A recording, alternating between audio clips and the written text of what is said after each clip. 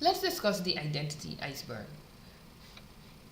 Now, we all want results, and in our desire for results, we need to do certain things. As we work towards results, some things must be considered. The identity iceberg tells us that a lot of who we are below the surface. What people see are our actions, our decisions, and our behavior. What we recognize is that our actions, our decisions, our behavior directly influences our results. And our actions, our decisions, and our behaviors are on the surface. What influences our actions, decision, and behavior are our environment, our identity, our values, our skills, our beliefs. Those things that makes up who we are underneath the surface. So you may be in a team, you may be amongst a group of people, and what you are going to see are going to be their actions, the things that they're doing, the decisions they're making, the ways in which they're behaving. That is exactly what you're going to see. But just know that below that, there are certain things that a person holds dear to them, the values that they have, that may be influencing the decisions that they're making, the ways in which they behave, their identity, what was instilled in them, who they are today.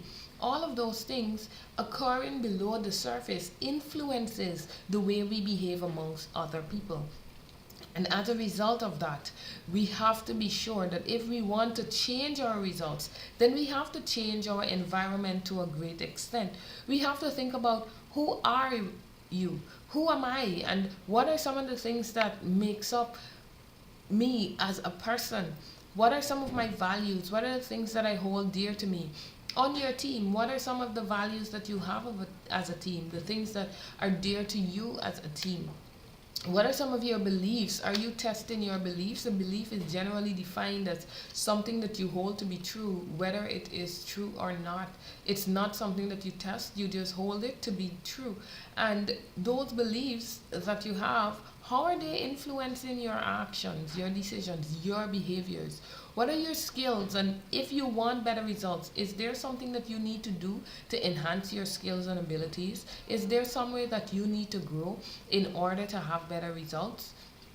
No, if we ignore these things that are below the surface and we just try to change our actions, our decisions, and our behavior, then we might not be able to get the results that we're truly after.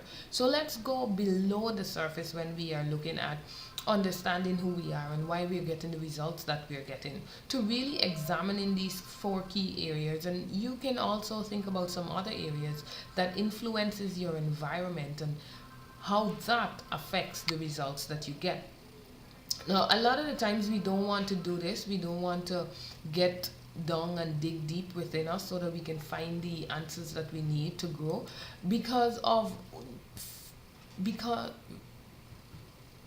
because of fear. And because we have fear, we are generally not willing to change in any way. We're generally not willing to try new things. You know, if you give out a sense of fear, if you give out a sense of a vibration of fear, then what you're going to attract to you are going to be negative things. Our lives are filled with double negatives. We say no problem, no worries. We say those things, and of course we are driving that kind of negativity to us, so we are unable to move up in our lives to grow as we need to when we are being hampered by fear. So this might be the case with you, or you might recognize it to be the case with a team member, with a family member. Because when we have fear, fear stops us from moving. Think about if you were to encounter something that you fear, an animal that you're afraid of, for example. What would happen? You will stand still. For a moment, you will be completely paralyzed until you recognize that there is a threat and you actually are able to run from it.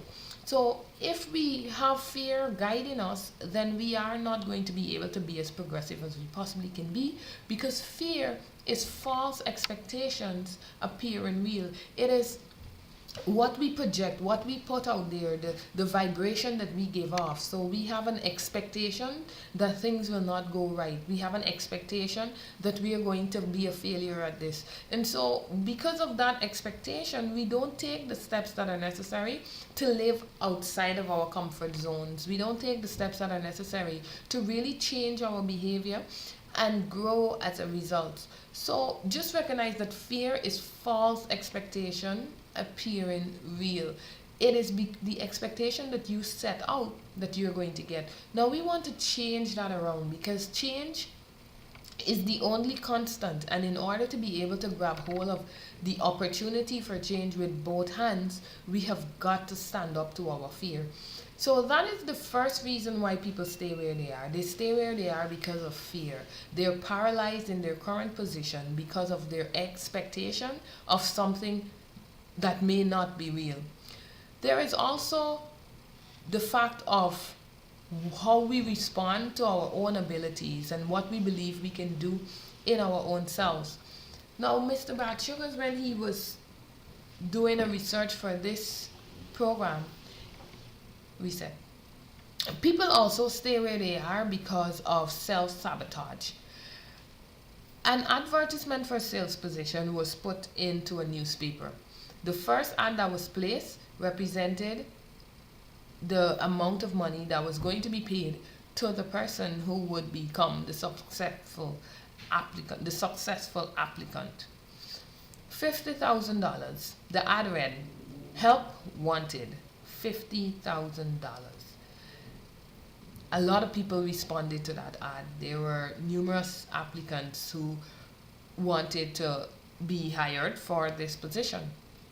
Now, the same ad was placed a week later in the same newspaper with the same words, except for the amount that was going to be paid, which was now going to be $250,000.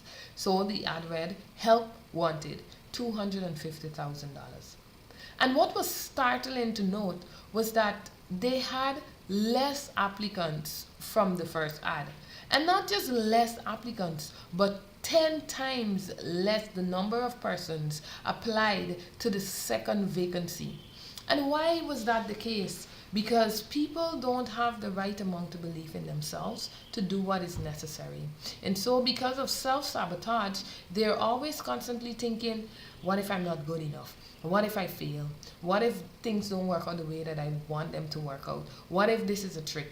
And because of all of these feelings that we hold, these reservations that we have, and these resistance that we have, those things stop us from growing and stop us from taking full use of the best opportunities that are coming our way. So you may have a team member who you know has the strength to do what is necessary, who you know have the talent to become something more than they're currently doing right now.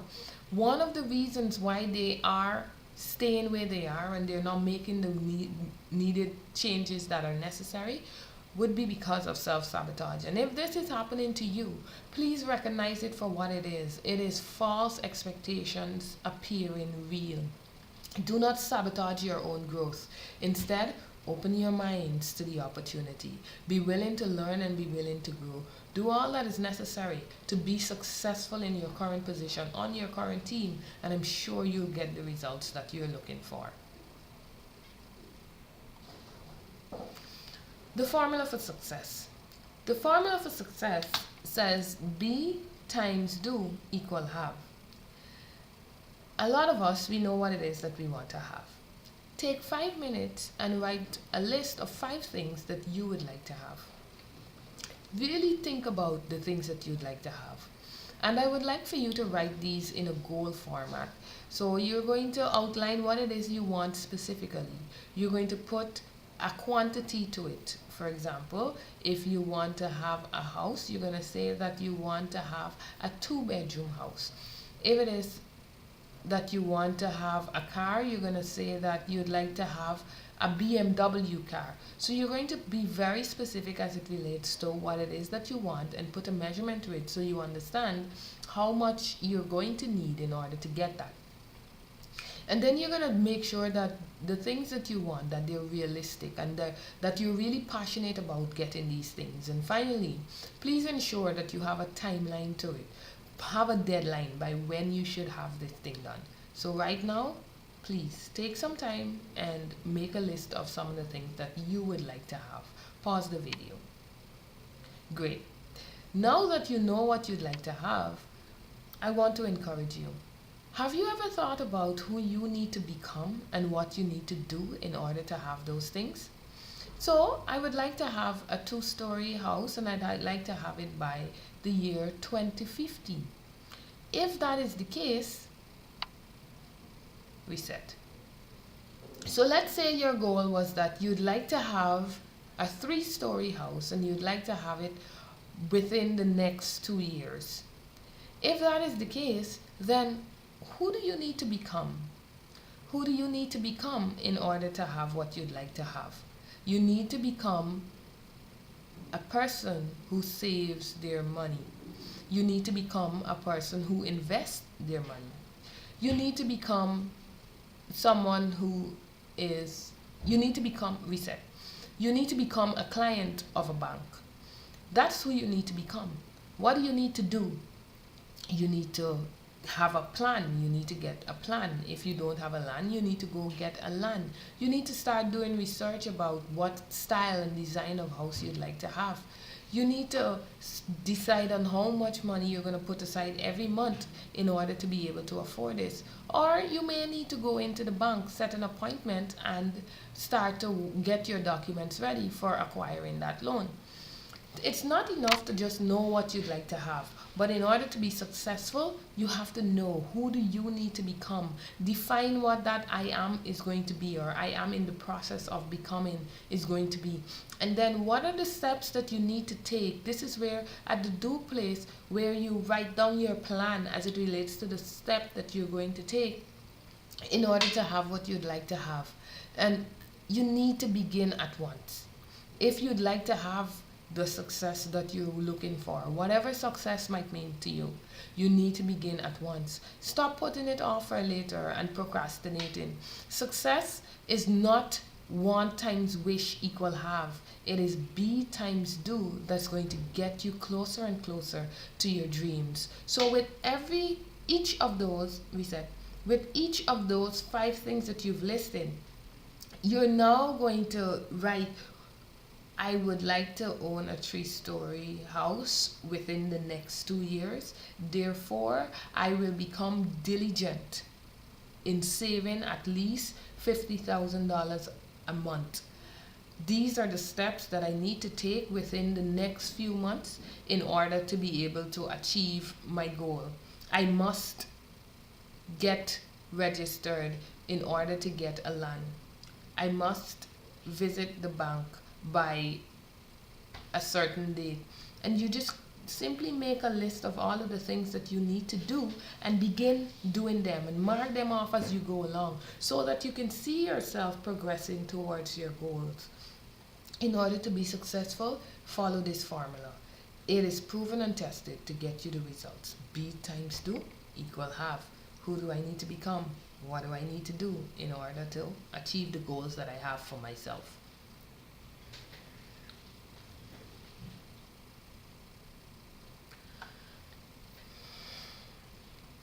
So in order to keep growing and moving, you need to ask yourself, what do I fear the most?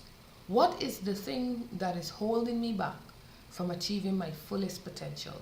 What is the thing that is holding me back from taking the next step towards my dreams? What is it that I am not doing to be an effective team member and team player? What is it that I fear? Find that thing that you fear and then just do it. Then just do it. Don't wait for the motivation to do it. You just do it. Climb that mountain. Make that request. Have that conversation. Take the steps now to grow yourself and to keep moving forward towards your goals. Your most valuable asset is your time, and how you invest your time is one of the keys to your success. How you invest your time today is what's going to bring you the returns that you need for yourself tomorrow. So don't waste your time by lack of motivation, with fear. Use your time today wisely so that you can reap the benefits tomorrow.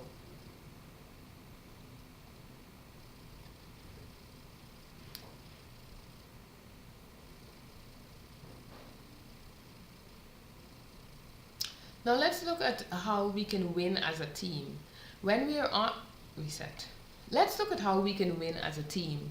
One of the first keys to a winning team is strong leadership. Within our organizations, we need to be the kind of people who demonstrate strong leadership. And there must be a strong sense of leadership in your organization as well. So you should constantly be working towards lifting the lid on your leadership. When you are a strong leader, you operate in a way that is passionate and you take responsibility. So you're passionate about your growth and the growth of others. You're passionate about your goals and the goals of your organization. And you demonstrate that passion easily and freely to anyone that you come into contact with. Your team members know that you love your job and you like what you're doing there. And because you exude that kind of passion, they also feel the need to be passionate. Now, please understand that leadership is not management. Leadership is one life influencing another, as John Maxwell says. So, how is your life right now influencing those around you? Do you operate in a way that is responsible? Do you take responsibility for your job? Or are you constantly blaming other people? Are you constantly blaming the situation and the circumstances? Are you looking to someone else to get you the results, or are you working towards your results? Are you taking the responsibility for the role? And when we demonstrate passion and responsibility, then we show that we care about our team members. We show that we care about the organization and its growth. Now, for every car, for every car, there are a certain amount of cylinders that allows it to function effectively. And not just cars, but all types of vehicles may have them. And if you find that something is wrong with one of your cylinder, then you're going to have a certain kind of results. It might backfire, it might not work as good as it possibly can, it might be very slow. So with high performers, there are also cylinders, and there's 16 cylinders to high performance. In order to be able to perform at your best, you must be operating on these 16 cylinders. The first set of cylinders represent your body and your mind, and each of those have 3 cylinders. Now, when we come to work with just our bodies and our mind, then we're operating on 6 cylinders. It's very difficult to miss a body, because if a person is not there, we know that they're absent. And you have to bring your mind, because it is your mind that allows you to do the work and to function.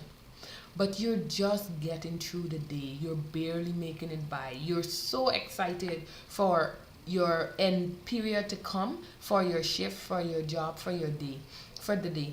And so you're there and you're barely making it through the day because you're just present with body and mind.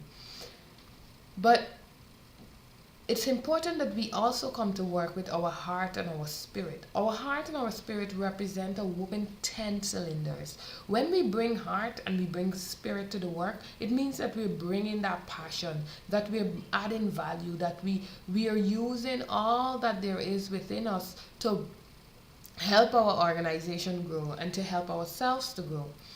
You see, why it's important that you come to work on all of these cylinders is that when you come just with your body and your mind, you can only be managed, and managers manage body and mind. You can tell a body, go here, do this, do that, pick that up, lift that down, put it, leave that there, reset. You can tell a body to go here, go there, lift that, put that down. You can tell a mind, write this letter, do this thing, and they'll be able to function. But if you are the manager in your team, on your team, reset. But if you are the manager, then that is all you're doing. You're just providing instructions to others. But it takes leadership to inspire the heart and the spirit. It takes you demonstrating a certain attitude, a certain kind of passion and responsibility for your team members to do the same. Even if you're not the manager in or the supervisor or the highest ranking person on the team, it is your responsibility also to demonstrate the leadership to your team member so that they can be inspired by what you're doing and they too can become leaders themselves. So, how many cylinders are you going to work with? How many cylinders are you going to work with?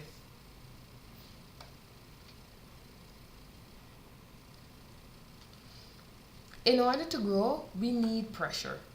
If we don't get any pressure, we are not going to grow as we can or as we should. If we are in a comfort zone, in a place where we are very complacent, then we are not going to be able to grow. When you receive that pressure, however, how do you behave? Do you react emotionally? Do you get upset? Do you lash out at others? Do you get angry? How is your reaction under that pressure? You see, perturbation has to take place where you receive that pressure and everything inside of you begins to germinate in such a way that you're able to blossom and really bring forth your gifts and your talents and your ability to add to the team. So positive pressure helps you to grow. But if you are not open to that kind of pressure, what's going to happen is that you're going to wither up and die. You're going to want to quit. You're going to want to give up. You're going to want to run away in frustration. And if you're putting pressure on your team members, understand that positive pressure is what helps them to grow. How can you encourage them even as you give them opportunities to stretch beyond their comfort zone? Because in the cycle of business, the owner takes care of the team, and then this is the executive members, the company by their policies, their procedure, they're taking care of their team members, and the team is then able to take care of the customers. When we are taking care of our customers, what we are doing is basically placing that attention on them as a team member who gets to serve the customer. You get to come to work today. You get to serve your customers. That is the attitude you should have. Because when you have the right attitude, then you serve your customer well, and your customer is able to take care of the business. The business then takes care of the owner, who takes care of the team, and we see the cycle continuing all over again, over and over and over.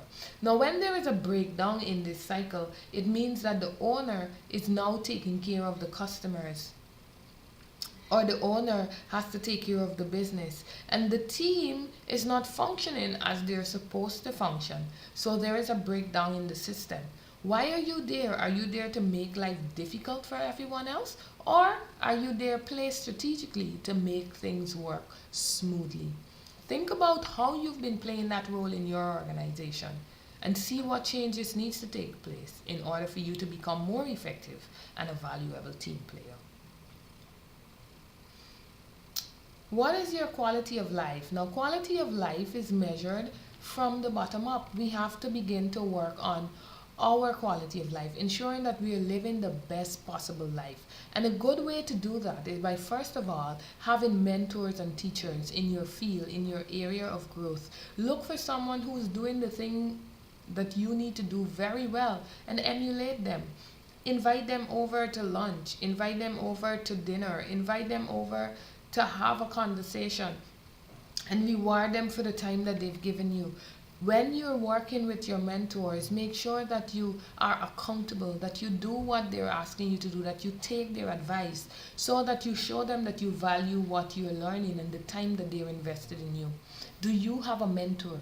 You should have at least 3 mentors in your life that is helping you to grow in different areas of your life. So seek out those people if they're not already there, and call them every now and then to have those conversations that can help you to grow. How are you improving in the quality of your knowledge and education?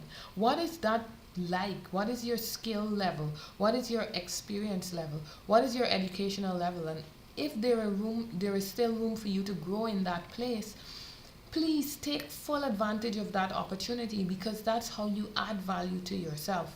What is the quality of your beliefs and your dreams? Are you dreaming? Do you take the time to daydream, to dream practical dreams? Because practical dreamers often have the ability to achieve their dreams because they are conscientiously working towards them. Do you ask questions in a meeting, in a group gathering?